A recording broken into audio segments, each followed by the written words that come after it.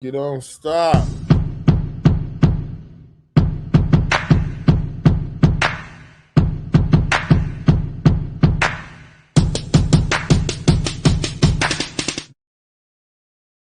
Yo, part do.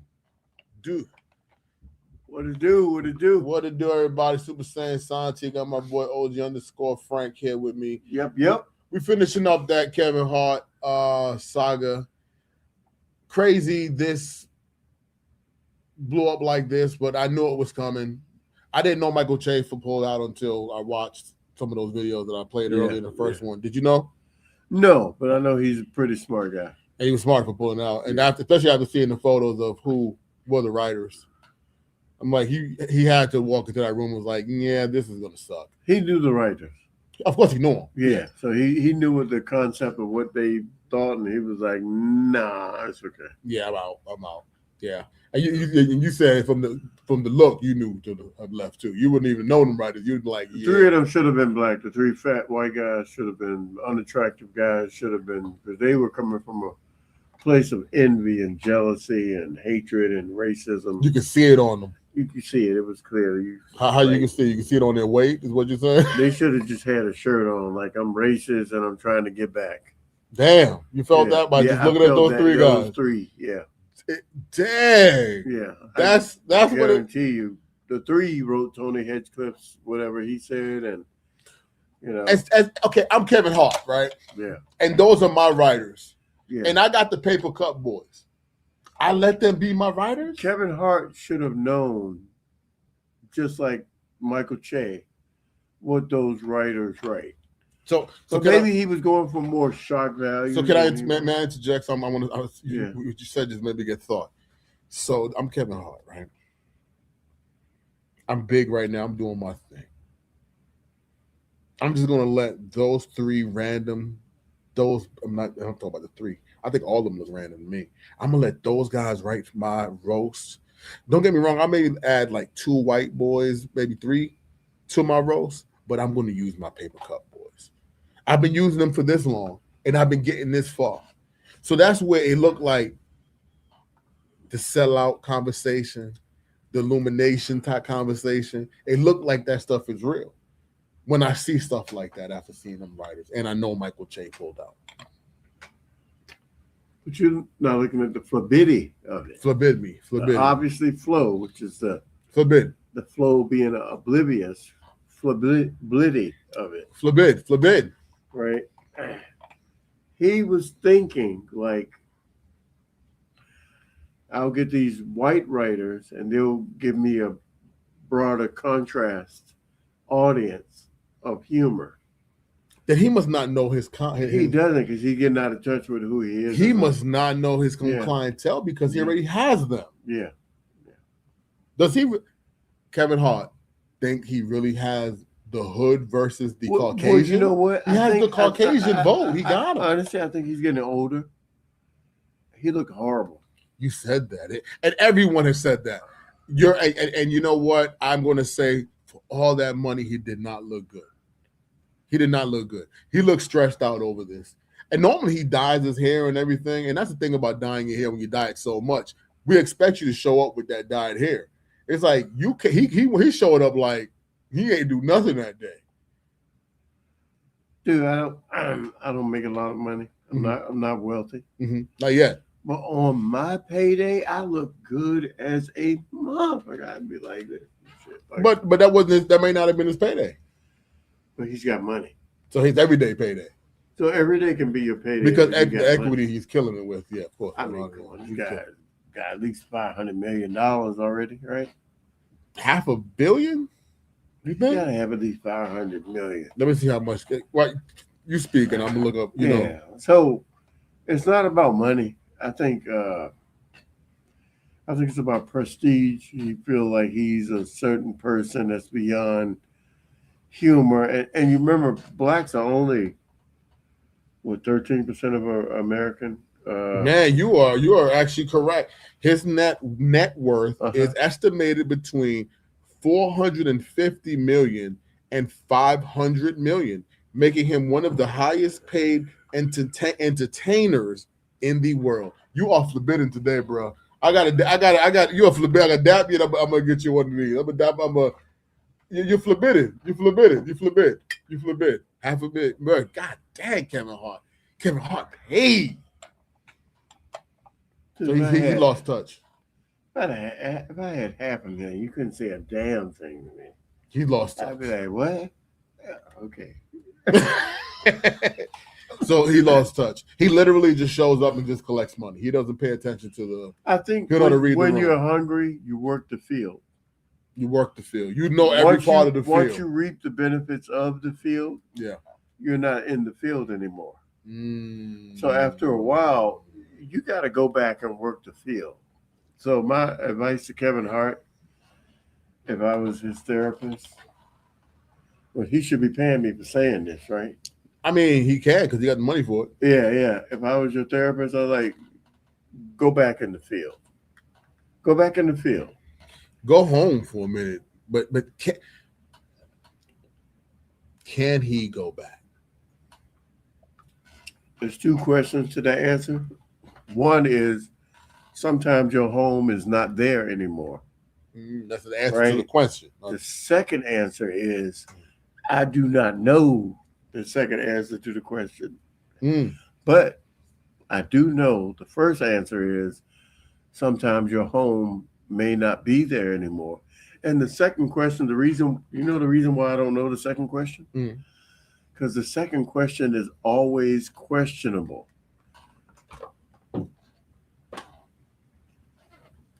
Right?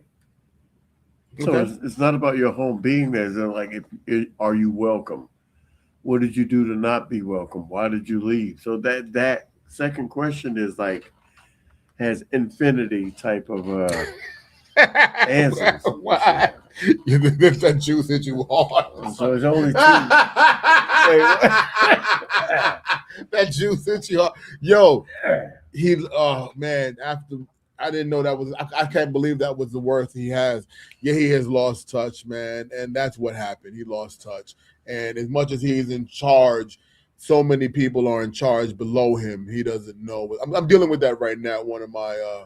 I'm dealing with that in my real life. I have a guy who runs a certain portion of the company, and he has a lot of insubordinates, but of high ranking. They're insubordinate, but they're high ranking in the organization. Yeah. And he doesn't like he delegates, so he doesn't know what's really going on. So when I have to call on him to repair his insubordinates or get them on track and get the things that he's supposed to be controlling on track, he doesn't have no idea that he doesn't even know that was going on.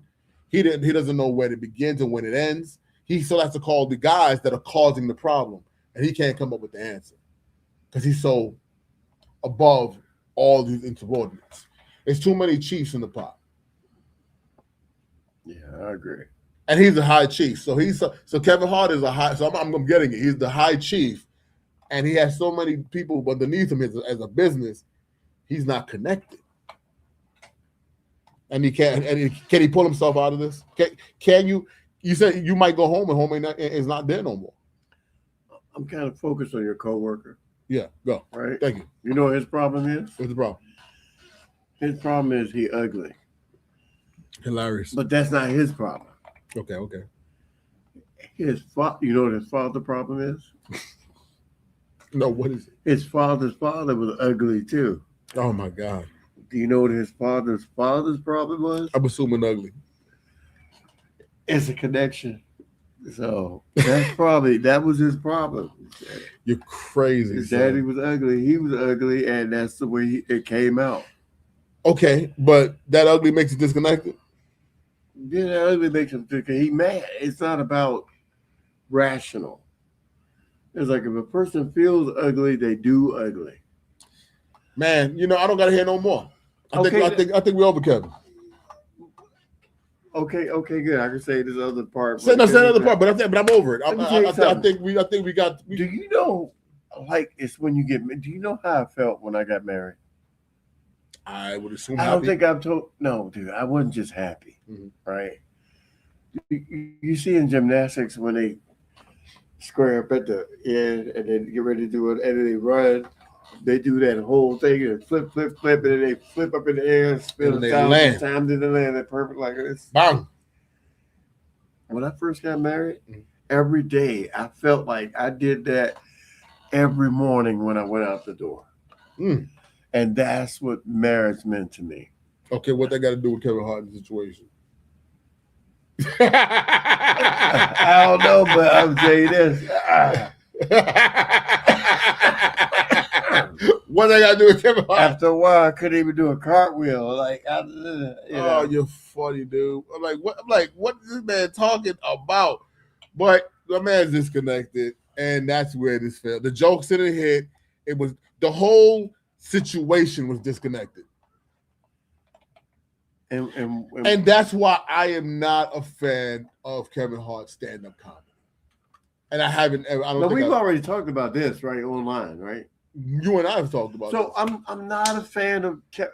I love him in movies. I love him in movies. I do Upside too. With the cripple guy, with I the thought chair, that was the money. That was it. But the French version was way if better. you see the French version, We talked about this last time. It was way better. Way better. It dog walked that movie. Oh, you know what? And it wasn't. And it had subtitles. And it dog walked that movie. Dude, I didn't even know it had subtitles. Yeah, subtitles. Yeah, it didn't even need subtitles. It did. Honestly, it could have just been a silent picture, and I would have gotten been great. And I would have gotten it, right? Because it was also a very quiet picture. A Patch of Blue. Did you watch that yet? A Patch of Blue. No, Sydney Dude, you gotta watch that movie. You gotta watch it. A Patch of Blue. Everybody, just try to look up that movie. Sidney Poitier. I'm gonna try. I'm okay. Great movie. About it. But this whole Kevin Hart situation, I'm gonna finalize it as it was just completely disconnected. I can't even be upset with Kevin Hart because you're just so rich, and that's what Joe Budden said. You're just so rich that you're detached. You're just disconnected. Well, you know what? I put it up to a comedian, right? Like, I'm funny. Mm-hmm. I agree. You know I'm funny. Yeah, maybe you crack me up. I know I'm funny. Yeah. But there may be a day that I'm thinking I'm funny and I'm not really funny. But that's okay. You can't be funny every day. Everything in moderation. No. I think you can be funny every day. It's just that everybody's not going to be funny. I may not be in the mood for your funny one day. And you might be the funniest you've ever been. No. Let me tell you this. When I'm having a funny day, I'm batting 1,000. I hear what you're saying. But what if you batting 1,000 a day? I don't want to watch no baseball. Dude, I'm gonna tell you this. When I'm batting 1,000 on being funny, even if you don't like me or what I look like or what I represent, I like the confidence. When I'm batting 1,000, I like the even confidence. if you hate me, I've got people to still laugh. I like the confidence. Yeah. I'm not going to tell you may not be wrong because who am I to tell you you're wrong? I like the confidence. I love confidence, so I like the confidence. Yeah. But I'm going to still say because I know who I am and I'm confident as well. If I'm not in the mood for it, I may not want to hear it. I might not think it's funny. And you might, and I'm not going to disrespect you because it's not funny. I just might even say, I'm just not. Okay. So we used to work for like company, maybe different companies, but within the same industry. We're in the same industry. And I would see you, and my conversation was shock value to people. Killed me, man. Cracked me up. And I would see you. You would never say anything, but your eyes would laugh. I would see your eyes like, did you really say that to that lady? Right? Yep.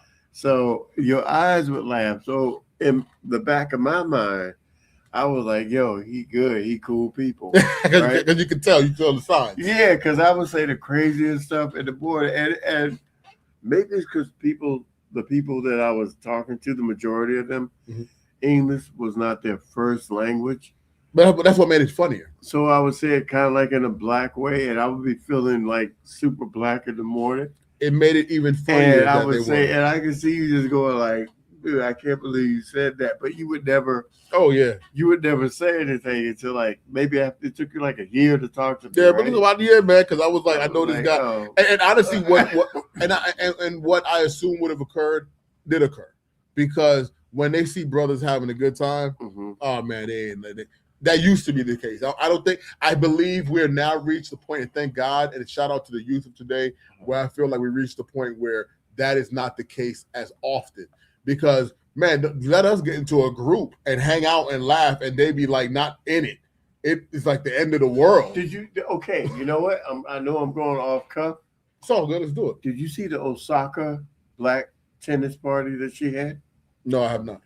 So Naomi Osaka, because everybody from Japan has to be named Osaka.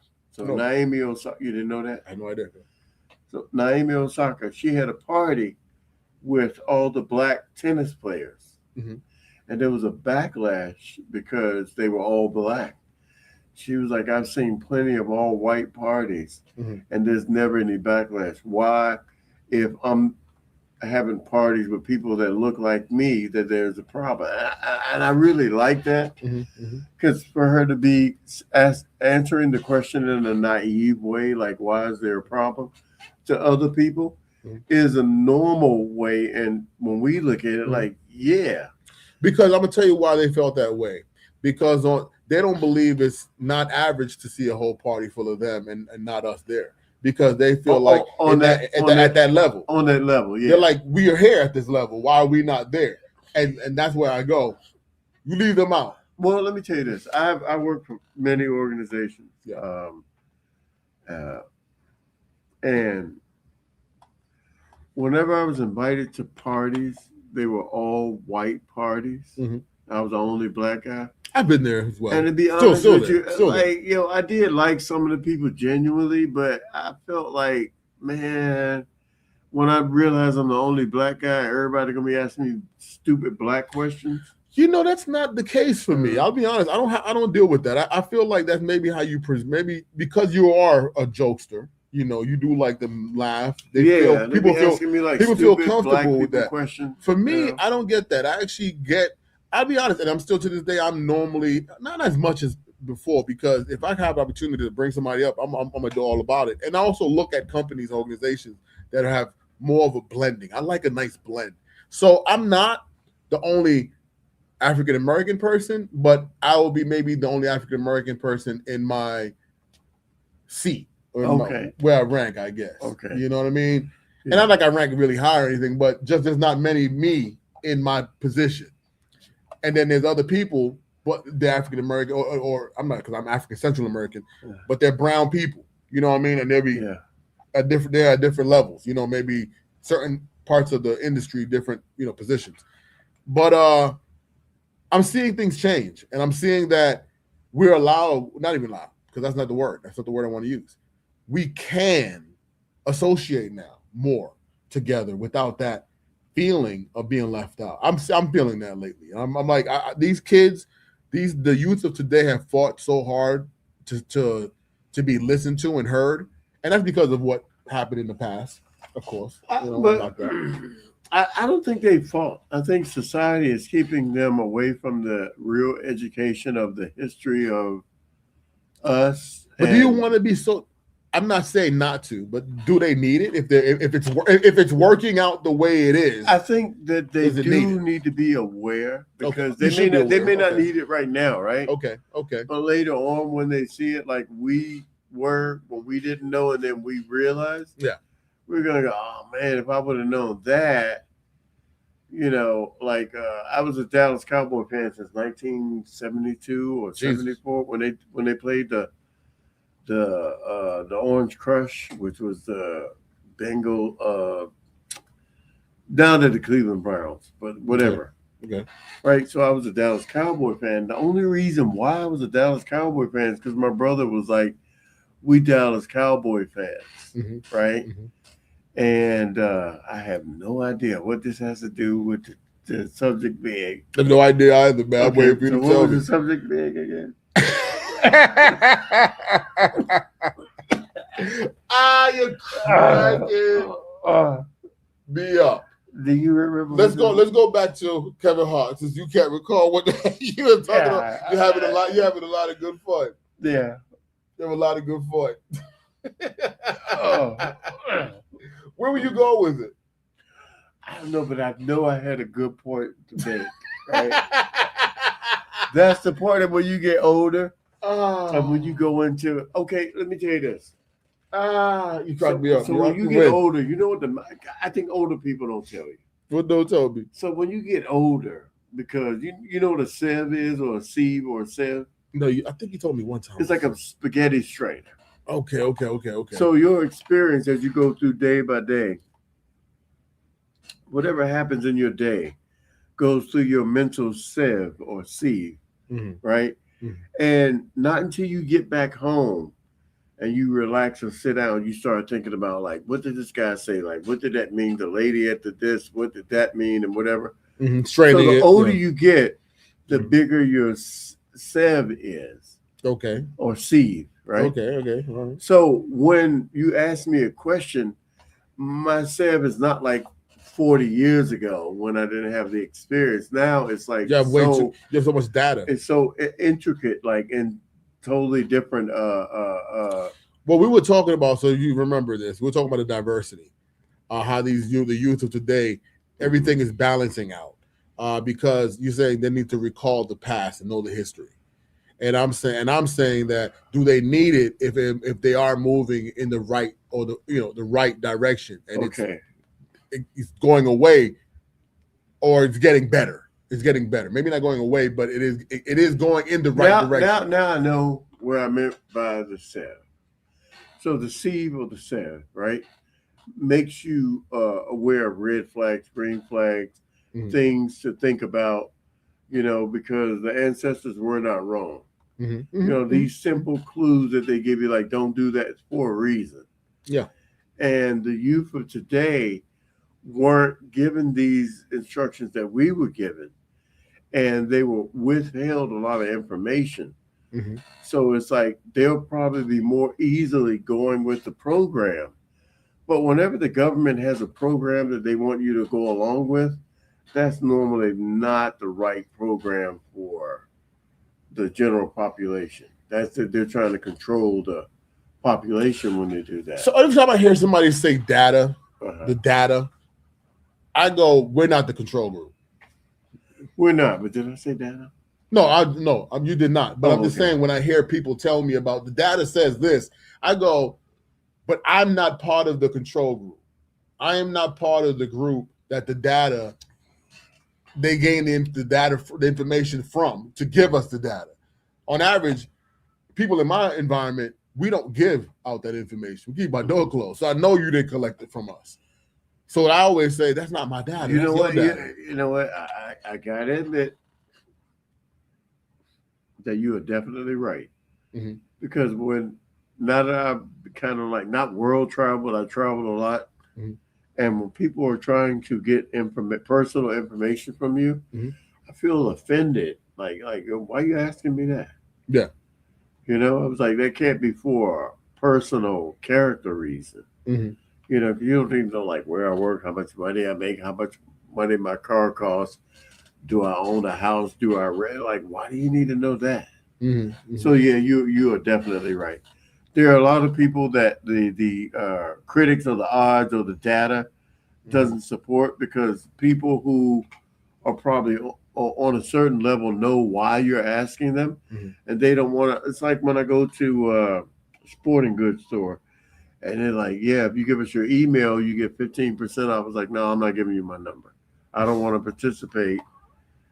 I mean, you do the same, right? I was like, "No, I don't want to participate." I saw. No, I don't. I don't do the surveys. I don't do the surveys, but I do join the membership clubs now. I do join them because it's I get financially great deals. Sometimes like for instance, PetSmart.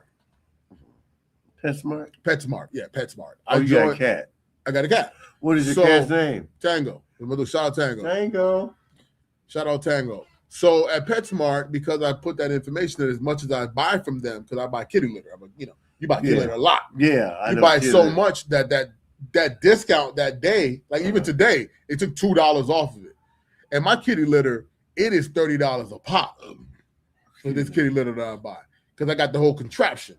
That $2 took off the taxes, and I was like, oh, I'm not so excited. I'm like, how long have you had Tango? Oh man, I've had him for about, I think I'm going on 10 years, maybe. Wait, human years? Yeah, human years. Wait, come on, are you serious? Human years? When around the time when we connected as friends. Really? I think It's I been just that got long? him. Yeah, I've had that. So that means Tango's 70. might be. Yeah, Well, every human year is 7 years for cats. Oh, it's cat. Okay, he might be. I mean, he looks great then. Yeah, he looked great. You know, this year was the first year I petted Tango. Oh yeah, he let you pet him. Yeah, he was out in the room one day and I had some popcorn. He came over looking for the popcorn and I let him like. And he let you pet him. Yes, and I rubbed him a little bit. Wow, and like, I'm shocked, yo. You ain't giving up that popcorn. You had. Yo, that's it for the Kevin Hart. Let's move on. Yeah, he ain't that important. He got his money. My man is good, son. Yeah. We'll be right back, YouTube. Peace.